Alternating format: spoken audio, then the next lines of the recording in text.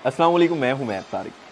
नाज़रीन, तसव्वुर करें कि वाशिंगटन डीसी का एक बड़ा ही पुरतश होटल है। दुनिया का हाईली सिक्योर्ड शहर वाशिंगटन, अमेरिका के ताकतवर तरीन लोग यानी अमेरिकी सदर ट्रंप, इनकी अहलिया, वाइस प्रेसिडेंट जेडी वेंस, फिर दुनिया के मशहूर तरीन सहाफ़ी एक शानदार डिनर के लिए जमा होते हैं। लेकिन वहाँ पर अचानक होटल में गोलियां चलने लगती हैं और दुनिया की सबसे महफूज समझे जाने वाली जगह में एक हंगामा बर्पा हो जाता है। लेकिन कहानी असल में यहाँ से शुरू नहीं होती।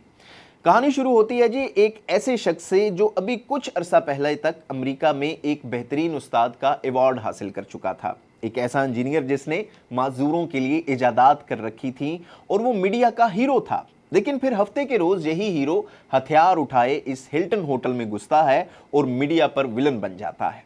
आज की इस वीडियो में हम ट्रंप पर होने वाले इस कातलाना हमले की वो तमाम तर तफसीलात आपके सामने रखेंगे जो शायद आपने इससे पहले मेन स्ट्रीम मीडिया पर भी ना देखी हों कि आखिर ये हमलावर कौन था, इसने अपने आखिरी पैगाम में अपने भाई को क्या लिख कर भिजवाया था, क्या इस वाक़े का ताल्लुक ईरान से था और फिर हमले से सिर्फ कुछ देर पहले व्हाइट हाउस की तर्जुमान ने यह बयान क्यों दिया था कि आज इस हाल में गोलियां चलेंगी। इस वाक़े की मुकम्मल तफसीलात आपके सामने रखेंगे। वीडियो को एंड तक ज़रूर देखिएगा और आपसे ये दरख्वास्त है कि वीडियो आपको पसंद आए तो इसे लाइक और शेयर भी ज़रूर कीजिएगा।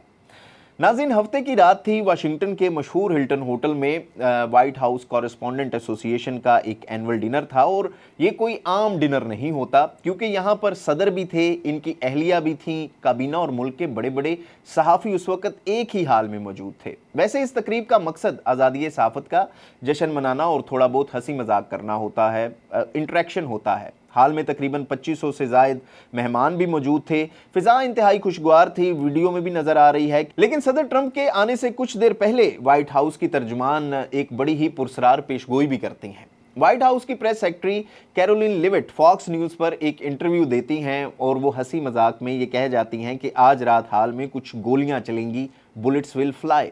लोगों ने यह सोचा कि वो ट्रंप के जुमलों की बात कर रही हैं क्योंकि ट्रंप अपनी तकरीर में अक्सर मुखालफीन पर और मीडिया पर लफ्जी गोलाबारी करते हैं। लेकिन किसी को मालूम नहीं था कि चंद मिनट बाद ही इनका इशारा एक हकीकत में बदलने वाला है।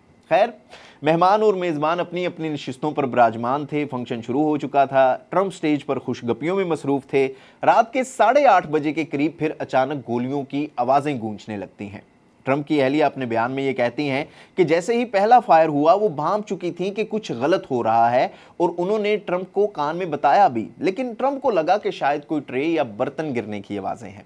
लेकिन चंद लम्हों बाद ही सिक्योरिटी एजेंट गेट डाउन चिल्लाते हुए स्टेज पर आते हैं। ट्रंप पर वो झपट पड़ते हैं। वीडियो में आप देख भी सकते हैं कि कैसे सिक्योरिटी एजेंट्स ट्रंप को खींचते हुए, धकेलते हुए बैक स्टेज ले जाने की कोशिश कर रहे हैं और वो इस दौरान गिरे भी। और फिर इसी तरह जेडी वेंस भी नजर आए इस वीडियो में कि उनको भी खींचते हुए पर्दे के पीछे ले जाया गया। हाल में इस वक्त तकरीबन 2500 के करीब लोग मेजों के नीचे छुप रहे थे। हर तरफ अफरा तफरी मची हुई थी। लेकिन फायरिंग की आवाज एक बार ही आई, उसके बाद दोबारा फायरिंग की आवाज नहीं आई क्योंकि शूटर उस वक्त तक पकड़ा जा चुका था और शूटर इस हाल में दाखिल होने की कोशिश में नाकाम हो चुका था। अब सवाल यहां पर यह पैदा होता है कि हमलावर कौन था और इसने ये इंतहाई कदम, खतरनाक कदम आखिर उठाया क्यों? क्योंकि जैसे ही ये वाकया सामने आया इसके फौरी बाद ट्रंप ने ये बयान दिया और इसके मामले के मुतल्लिक कहा कि मुझे ईरान वाले मामले के ऊपर कोई नहीं रोक सकता। लेकिन मामला कुछ और था। इसकी तफसीलात बड़ी ही हैरान कुन है। ये है जी वो हमलावर जिसकी उम्र 31 साल है और इसका नाम कोल टॉम्स एलन है और इसने होटल की लॉबी में सिक्योरिटी चेक पॉइंट को तोड़ने की कोशिश की थी।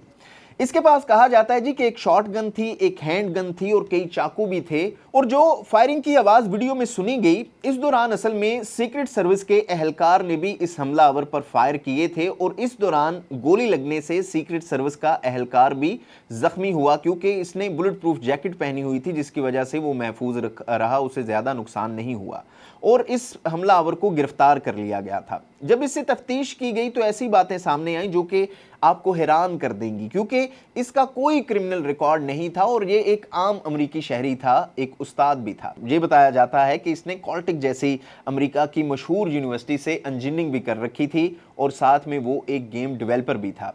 और आजकल एक स्कूल में उस्ताद था और दिसंबर 2024 में इसे टीचर ऑफ द ईयर का अवार्ड भी दिया गया। लेकिन तफ्तीश में ये मालूम हुआ कि वो आहिस्ता आहिस्ता इंतहा पसंदी की तरफ माइल हो रहा था और इसकी अमरीकी सदर से नफरत की वजह एप्स्टीन से ट्रंप की दोस्ती थी, क्योंकि हमले से कुछ देर पहले इसने अपने भाई को एक पैगाम भिजवाया था या इसके भाई को एक पैगाम मौसूल हुआ था जिसमें इसने लिखा था कि वो अमरीकी इंतज़ामिया को नुकसान पहुंचाने जा रहा है। इस ख़त में एलन ने लिखा कि मैं इन तमाम लोगों से माजरत चाहता हूं जिनके एतमाद को मैंने ठेस पहुंचाई, मैं माफ़ी की उम्मीद बिल्कुल नहीं रखता। और ख़त में इसने किसी मखसूस शख्स यानी कि ट्रंप या इसके किसी मुशीर का नाम भी नहीं लिखा था, लेकिन इसने ये ज़रूर कहा कि मैं इस बात की मज़ीद इजाज़त नहीं दूंगा कि बच्चों पर जुल्म करने वाला और एक गद्दार अपने जराइम के दाग मेरे हाथों पर लगाए। मुलजिम ने अपने पैगाम में यह भी दलील दी कि इसका इकदाम मसीही इकदार के खिलाफ नहीं है।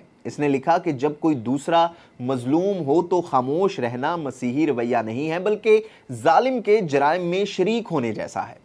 अच्छा जी, इस शख्स ने प्लानिंग कैसे की, ये होटल तक कैसे पहुंचा, ये तफसीलात भी आगे चल के आपको बताऊंगा। लेकिन जैसे ही इस हमलावर की तफसीलात मीडिया पर सामने आई, जिसमें सबसे अहम ये था कि वो वजह सामने आ चुकी थी कि इसने हमला क्यों किया, क्योंकि इससे पहले तक ट्रंप इस मामले को, अमरीकी मीडिया इस मामले को ईरान के साथ कहीं ना कहीं जोड़ चुके थे और अब वजह क्योंकि वाज़ेह हो चुकी थी कि ट्रंप पर हमलावर शख्स इसे एप्स्टीन का दोस्त समझता है या इसे भी यानी कि ट्रंप को भी शायद वो एप्स्टीन जैसा ही समझता है।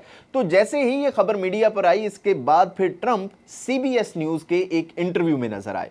अच्छा जी, होस्ट ने ट्रंप को इस हमलावर का पैगाम ये वाला पढ़ के सुनाया कि वो ट्रंप एडमिनिस्ट्रेशन के मुतल्लिक क्या राय रखता है। अब क्योंकि हमलावर ने इसमें किसी का नाम नहीं लिख रखा था तो ट्रंप इस सवाल पर भड़क उठा और इंटरव्यू में साफियों को बुरा भला कहने शुरू कर दिया। सामने बैठी हुई साफी को भी उसने यही कहा और कहा जी कि ये सारा मामला मीडिया का प्रोपेगेंडा है। खैर, ट्रंप के इस बयान और मीडिया रिपोर्ट्स के बाद ये बात तो साबित हो चुकी है कि इस मामले का ईरान से कोई लेना देना नहीं था। लेकिन अब बात करते हैं कि हमलावर एलन यानी कि यहाँ होटल में कैसे पहुंचा, वो कब से ये प्लानिंग कर रहा था और इसके पास आखिर असलहा कहाँ से आया और ये होटल में असलहा लेकर कैसे घुसा।